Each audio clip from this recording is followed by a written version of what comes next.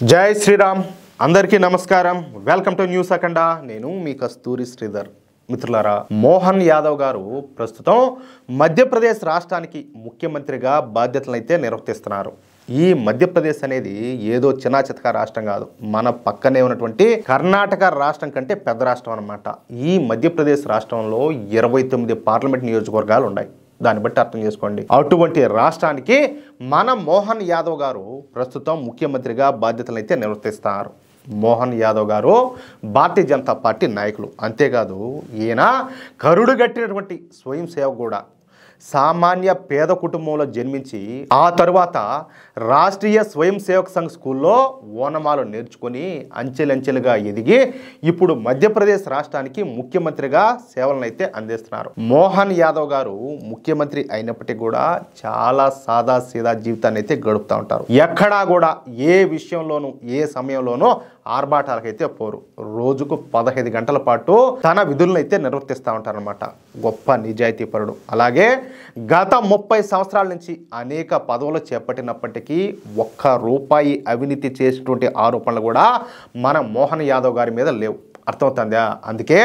Bharatiya Janata party అధిష్టానం ఏరికోరి మన మోహన్ యాదవ్ గారిని మధ్యప్రదేశ్ ముఖ్యమంత్రి పీఠం మీద కూర్చోబెట్టింది ఇక అప్పటి నుంచి మన మోహన్ యాదవ్ గారు జనరంజకంగా పరిపాలన అయితే చేస్తున్నారు దీంతో పాటుగా దేశ వ్యతిరేకులైనటువంటి జిహాదీలకు పట్ట పగులు కూడా చుక్కలు చూపిస్తా శాంతి భద్రతలను అదుపులో పెట్టినారు మాఫియా ముఠాల పీచి మడిచినారు సింపుల్గా చెప్పాలంటే ఇది మన మోహన్ యాదవ్ గారి జీవిత చరిత్ర అర్థమైందా అయితే మన మోహన్ యాదవ్ గారికి 3 పిల్లలు అన్నమాట వాళ్ళలో చిన్న కొడుకు పేరు వచ్చేసి అభిమన్యు యాదవ్ ఈ అభిమన్యు యాదవ్ కూడా తండ్రికి తగ్గ తనయుడే బాగా చదువుకున్న వ్యక్తి అలాగే నిరాడంబరంగా నిజాయితీగా ఉంటారన్నమాట ఇక ఈ అభిమన్యు యాదవ్కు పెళ్ళి అయితే ఖాయమైంది వధువు పేరు వచ్చేసి ఇషిత ఈమె వృత్తిరీత్యా ఒక డాక్టర్ అనమాట ఇక పెళ్లి చేయాల్సినటువంటి సమయం వచ్చేసింది అయితే ఆర్భాటాలకు పోయి కోట్ల రూపాయలు తగలేసి తన కుమారుడు పెళ్లి చేయడం మోహన్ యాదవ్ గారికి ఇష్టం లేదు అందుకే సాదా సీదాగా పెళ్లి జరిపించాలనుకున్నారన్నమాట అయితే మధ్యప్రదేశ్లో మన మోహన్ యాదవ్ గారు ముఖ్యమంత్రి అయినప్పటి నుంచి హిందువుల్లో కులాంతర వివాహాలను ప్రోత్సహిస్తున్నారు కొంతమంది మనలో ఉన్న వాళ్ళు కూడా దీన్ని కొంతమంది వ్యతిరేకించవచ్చు అది వేరే విషయం దాన్ని కూడా కొంతవరకు నేను వివరణ ఇచ్చే ప్రయత్నం చేస్తాను దాదాపుగా ప్రతి నెల కూడా పెద్ద సంఖ్యలో కులాంతర వివాహాలు చేసుకునే వాళ్లకు ఉచితంగా పెళ్లిళ్ళు జరిపిస్తారు దీనికి సంబంధించి ఒక స్కీమ్ కూడా ఉండాలి అంతేకాకుండా అలాంటి వారికి ప్రోత్సాహకాలను కూడా అందిస్తున్నారనమాట హిందువులంతా కూడా ఒక్కటే హిందువులంతా సమానమే అని చెప్పి చాటి చెప్పేందుకు హిందువుల్లో ఐకమత్యం తీసుకొచ్చేందుకు మన మోహన్ యాదవ్ గారు ఈ సామూహిక కులాంతర వివాహాలను అయితే ప్రోత్సహిస్తూ వస్తున్నారన్నమాట ఈ క్రమంలోనే నిన్న సామూహిక కులాంతర వివాహాలు చేసుకునేటటువంటి జంటలకు పెళ్లిళ్ళు చేయాల్సి వచ్చిందనమాట మొత్తంగా 21 హిందూ జంటలకు కులాంతర వివాహాలు చేసుకోవడానికి ముందుకు వచ్చారు అది కూడా పెద్దల అనుమతితో ఇక వీళ్ళ పెళ్లిళ్లను మధ్యప్రదేశ్ బీజేపీ ప్రభుత్వమే నిర్వహిస్తుంది మరి ఈ 21 జంటల పెళ్లిళ్ళు నిరాడంబరంగా జరిపించి సింపుల్గా జరిపించి ఎటువంటి హంగు ఆర్భాటాలు లేకుండా తన కొడుకు పెళ్లిని ఆడంబరంగా జరిపించడానికి మోహన్ యాదవ్ గారు ఏ మాత్రం కూడా ఒప్పుకోలే ఎందుకంటే ఆయన మనస్తత్వం అలాంటిది కాని కూడా కాదు కదా మధ్యప్రదేశ్లో ఉన్నటువంటి పిల్లలంతా కూడా తన బిడ్డల్లాంటి వాళ్ళే అని చెప్పేసి భావించేటువంటి మోహన్ యాదవ్ గారు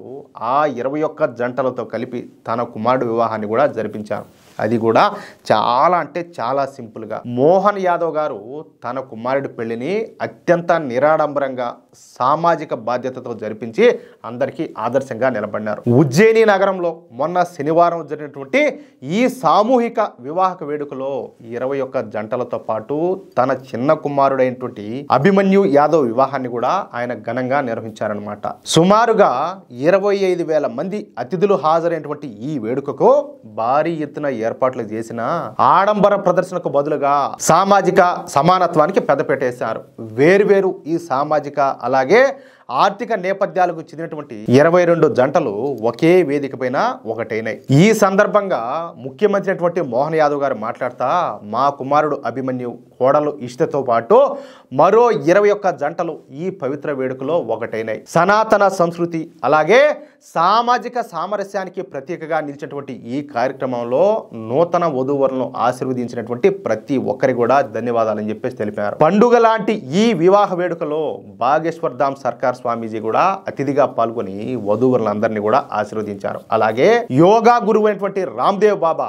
ఈ జంటలన్నింటికి కూడా వేద మంత్రాల సాక్షిగా ఈ వివాహ క్రతువును అయితే జరిపించారన్నమాట. ఇలాంటి గొప్ప ఆదర్శాన్ని ప్రదర్శించినటువంటి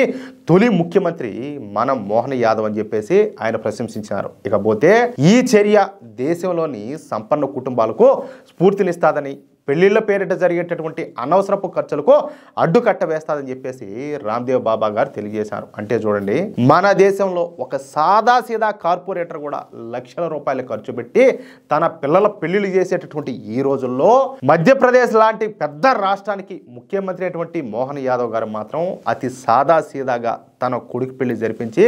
రాజకీయ నాయకులందరికీ కూడా ఆదర్శంగా నిలబడినారు. నాయకుడు అంటే ఇట్లా ఉండాలని చెప్పేసి నిరూపించుకున్నారు. ఏమంటారా? అది విషయం. మిత్రులారా, ఈ న్యూస్ కనుక మీకు నచ్చినట్లయితే ఖచ్చితంగా ఈ న్యూస్ నలుగురికి షేర్ చేయండి. అలాగే ప్రతి ఒక్కరు కూడా మీ యొక్క అమూల్యమైనటువంటి అభిప్రాయాలను కామెంట్ రూపంలో తెలియజేయండి. ఇంకో విషయం ఏంటంటే, ఇంతవరకు మీరు కనుక మన ఛానల్ని సబ్స్క్రైబ్ చేసుకున్నట్లయితే ప్రతి ఒక్కరు కూడా మన ఛానల్ని సబ్స్క్రైబ్ చేసుకోండి, సపోర్ట్ చేయండి ప్లీజ్. జై శ్రీరామ్, జై హింద్.